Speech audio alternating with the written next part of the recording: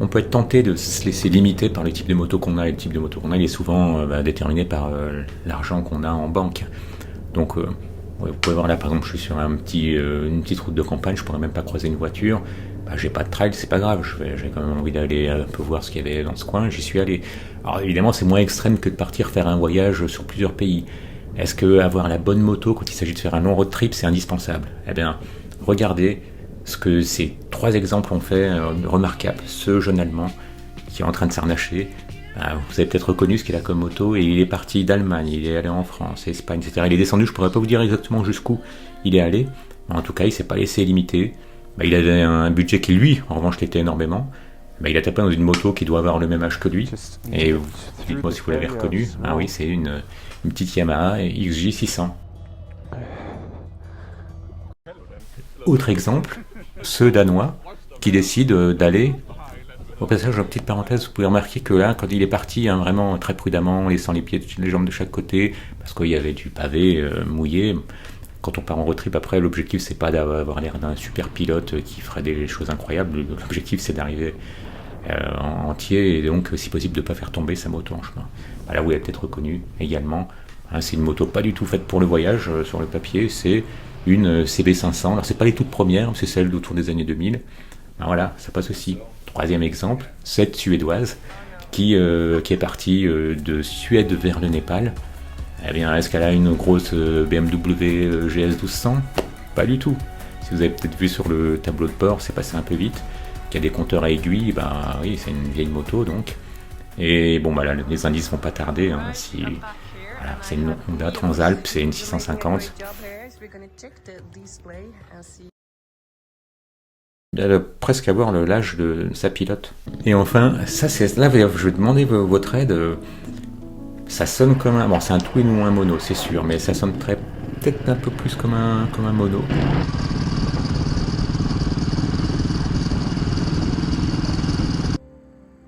Les demi-guidons ou guidons-bracelets, j'avoue que je sais jamais trop lequel est lequel.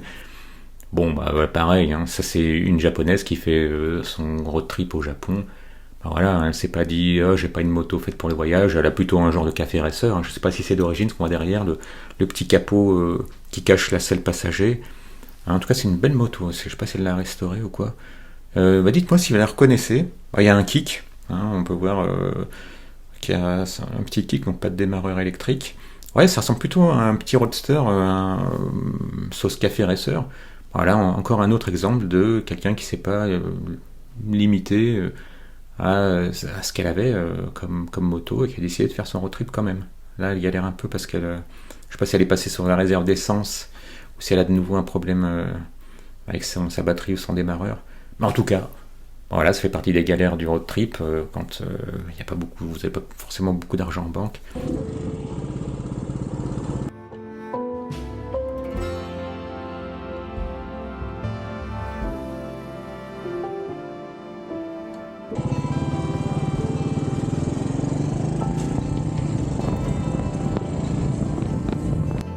Et c'est vraiment quelque chose qui est important, et d'ailleurs ce que disait aussi bien l'allemand que le danois, et pour les 2 autres je ne suis pas certain, mais en tout cas, tous les 2 ils avaient des doutes.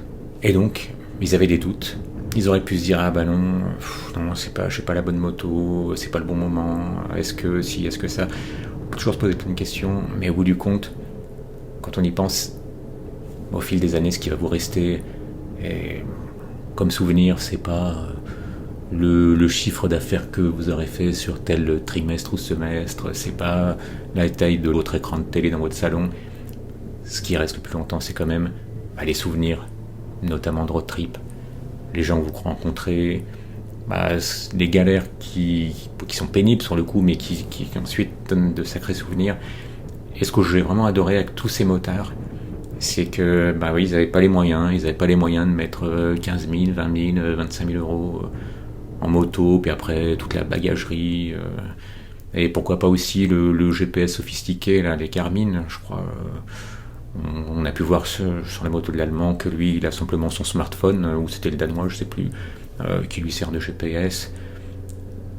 Finalement, évidemment que l'argent c'est un facilitateur, Mais dites-vous aussi d'un autre côté que ceux qui ont beaucoup d'argent, qui peuvent se payer des grosses motos récentes, bien souvent, ils ont un métier dans lequel on ne les laissera pas prendre 3 mois ou 6 mois ou 1 an de congé, parce qu'en gros, ça veut dire concrètement à votre employeur, vous faites votre boulot, c'est qu'un gagne-pain, je m'en fous. Moi, j'ai qu'une envie, c'est d'aller faire un road trip en moto.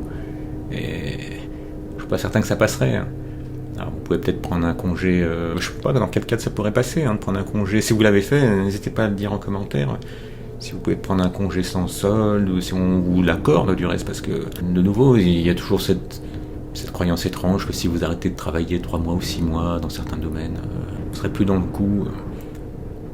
J'ai l'impression que c'est simplement une façon de tirer sur la laisse pour montrer que on appartient un peu à son boulot. De beaux exemples. Si vous en avez, n'hésitez pas à le dire en commentaire si vous êtes parti en road trip avec ce qui semblait pas être sur le papier la moto la plus adaptée. Même si pour la Transalp, elle est quand même super réputée pour sa fiabilité et pour les voyages au long cours. Mais pour la XJ600, la CB500, et la dernière que j'ai pas reconnue, c'était une Yamaha monocylindre, avec son kick, et ben voilà, c'était plutôt un café racer, et elle a vécu son rêve de road trip, elle y allait avec ce qu'elle avait. Mais franchement, il y a de quoi tirer son chapeau sur genre d'initiative. Un petit like si vous avez aimé, abonnez-vous si ce n'est déjà fait, et je vous dis à bientôt dans la prochaine vidéo.